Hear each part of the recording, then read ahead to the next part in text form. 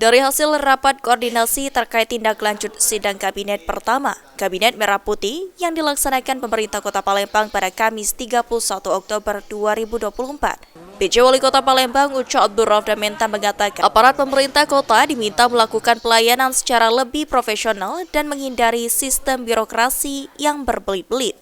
Jika ada aparat pemerintah yang tidak mampu mengikuti kebijakan tersebut, maka sesuai arahan Presiden, dipersilakan melepas jabatan atau mengajukan pengunduran diri. Ditambahkan PJ Wali Kota Palembang, pada kepemimpinan Presiden Prabowo Subianto ini, pemerintah Kota Palembang membuka diri dan menerima komplain ataupun masukan yang diajukan masyarakat untuk nantinya diklasifikasi guna mengambil langkah ke depannya. Konsolidasikan seluruh aparat Pemkot Kota Palembang untuk kerja profesional, tidak melakukan pelayanan kepada masyarakat yang berbelit-belit. Ya. Kalau ada yang membuat susah, tidak mampu dengan kebijakan ini, ya sesuai arahan Presiden silakan minggir atau mengajukan pengunduran diri.